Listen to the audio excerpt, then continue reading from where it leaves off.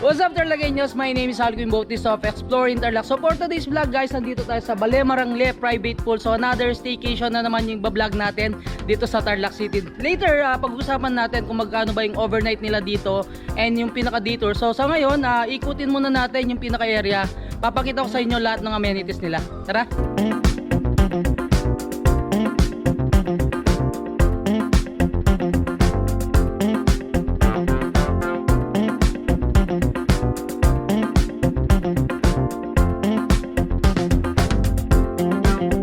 So eto guys, ikot muna tayo. So dito sa bungad, ito yung pinaka first room nila and may maliit na fish pond doon. Check natin. So dito, sa lahat ng plantitas, sigurado magugustuhin yung pinaka place. Napakaganda ng place guys, and then syempre napakaraming puno and napakaraming mga alaman. So ayan mga koi fish nila.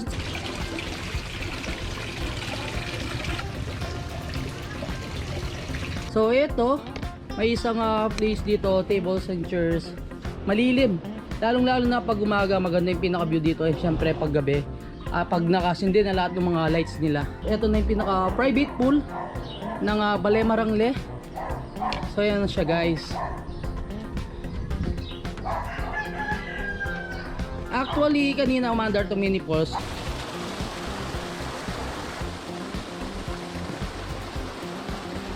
Pinaka-events place nila, ito siya. Maka-accommodate niya guys hanggang 30 to 50 packs. So kapag nag-book kayo dito sa Balemarangle, pwede nyo nang may access na kayo sa kanilang billiards, yan, videoke, griller, and kitchen area papakita natin later. Tapos yung pinaka-events place. So ito yung pinaka-pool. Ayan. So pwede kayong mahiga doon habang nagre-relax, and may dalawa ding dito, dalawang upuan. So may outdoor shower sila. Ito siya, may dalawa silang outdoor shower. And sa kabilang side guys, ito yung pinaka fish pond nila. Actually kaka-harvest lang nila, kaya hindi pa pwede mag-fishing. So kapag na taon na nakapagpabook kayo dito, and malalaki na yung mga tilapia at saka hito, so pwede kayo mag-fishing. So ayan, makikita nyo, ayan yung mga mga isda. Mostly mga sila, tilapia. Marangle private pool. And kung makikita nyo dito guys, na yan, palayan na, or yung tinatawag natin Marangle sa Kapampangan. Maraming balak si dito, si Balemarangle. So magkakaroon sila ng it's either kubo glamping, cabin, or yung A-house guys. Pwede pa sila maglagay ng doon, ng pinaka pool. Meron din silang mga alagang hayop guys. I think pwede naman kayo mag-request kung gusto nyong may experience magpakain ng mga animals nila, pwede. And syempre guys, pinaka-exciting part, yung fishing. Soon, abangan natin. So, i-follow nyo na yung kanilang Facebook page sa Balemarangle Private Pool para updated kayo kung pwede na yung fishing dito. Other side guys, check natin. Ito siya. Ito pa rin yung sa dalawang rooms. Ito na yung mga nila, shower area, or kung saan pwede kayo magbihis. So basic sila dito. May 1, 2, 3, 4 silang cubicle. Ayan, napakaganda ng pinaka place. Ang tahimik, tapos napaka-presko, ang lamig ng klima dahil nga napakaraming halaman, tapos napakaraming puno. Yun na talagay nyo sa later, papasukin na natin yung pinaka rooms nila dito sa may Balemarangle Private Pool. So sa may pag-usapan muna natin kung how much ba yung mga rates nila sa day tour and overnight. So day tour guys, maximum 20 packs, 5,000 pesos, and then kung may event kayo, plus 2,000 pesos, and kung mag-check-in kayo dito, 10 packs kayo, 8,000 pesos. Kung 15 packs naman kayo, 10,000 pesos. Kung 20 packs, 12,000 pesos. And pinaka-maximum nila guys is 25 packs, 15,000 pesos. So yan, kapag nakapag-book na kayo dito, free nyo nang gamitin lahat ng mga amenities nila. So may dalawa silang gazebo, may griller, may videoke, may events place. Tapos ito, yung fish pond nila dito from Metro Town. Yan, yung pinaka-landmark natin is Metro Town. Nasa lang siya, nasa 8 to 10 minutes away itong Balemarangle. So yung pinaka-location niya, Barangay Balibagod 2nd, Tarlac City, Tarlac. Yan, kung gusto niyo puntahan, madaling-madali lang naman ni Google Map nyo. So wala naman masyadong liku-liku ito pinaka-area nila. Yun na kabala na kapag nagpa-book kayo ng day tour, so yung pinaka-check-in nyo is 9 AM to 7 PM. So nasa 10 hours na yung pinaka-stay nyo dito sa Balemarangle Private Pool. And kung overnight naman kayo or mag-staycation kayo dito, pinaka check-in is 2 PM and then check-out is 12 noon. So total of 22 hours stay dito sa Balea Marangle. So ito na nga Tarlakeños, bago natin i-check yung mga rooms nila dito sa Balea Marangle private pool. So papakita ko sa inyo yung billiard area nila and yung pinaka kitchen. So dito yan, pwede kayong mag-billiard. So yan, kasama sa mga amenities nila, pwede na kayong mag-unlimited billiard dyan kung magbabarkada kayo. Perfect na perfect to. So may team building kayo guys. Mas maganda kasi yan, yung hinahanap nila yung mga ganito. And meron din silang dart, ayan. Tapos dito na rin sa may billiard area nila, may tables and chairs dito. Ito na yung pinaka dining area nyo. And then guys, no, meron silang high chair dito, 4. And ito na yung pinaka kitchen area nyo. So may sink siya. So yan guys, no, may stove sila. And syempre kasama na yung mga kitchen utensils na pwedeng gamitin. Kapag nag-overnight kayo guys, may free kayong dalawang mineral water. And yan, may electric kettle. Tapos may sarili na rin kayong rep. Ito na yung pinaka view paglabas mo.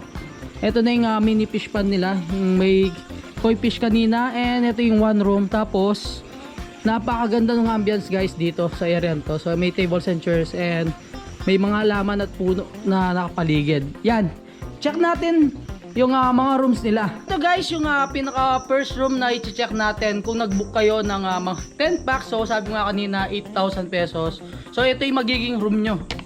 Ayan siya. Ayan. So dito makikita nyo, I think is a queen size bed and may mga double deck sila. May single, may double. So 3, and kung may kasamang kids dito, 3 din kayo. Ang kagandahan niya guys, meron siyang extra bed sa ilalim. So sabi sa atin ng owner, at least 10 to 12 packs kakasya pa kayo dito. Kung yung ibang kasama nyo guys is mga kids lang, pwede. Ayan. May kasama na siyang syempre yung pinaka TV, fully air condition na siya. And may sarili na siyang CR, ayan. Open natin. So, ito yung pinaka-shower nila, ayan. Tapos naka-bidet na rin sila. Napakaganda nung pinaka-room ng Balea Marangle. Kung makikita nyo guys, so andun pa rin yung pinaka-team nila or yung pinaka-design. Itong mga wood, kung makikita nyo, halos nakapalibot dito sa kanilang area is yung mga chairs, tables is wood sila. So, pinaka-design is para siyang rustic or classic design yung Balea Marangle. So, from name itself, pag sinabing Balea Marangle is para nasa probinsya ka.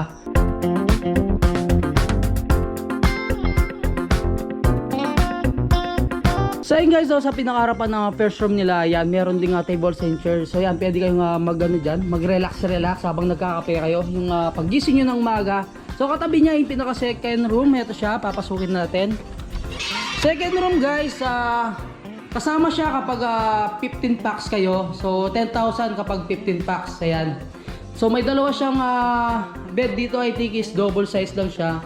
So kakasya dito hanggang 5 kasi meron pa siyang extra bed sa pinakailalim. Same size din ng bed yung dalawang ito, may bed frame. And fully air condition, and of course meron siyang sariling TV and sariling CR. Ayan. Same din guys sa CR niya. May shower din. And yung pinaka-design, mapapansin nyo guys, wood style din yung mga tiles nila. Paka-minimalist nung pinaka-design ng room. Hindi siya ganun na kasikip.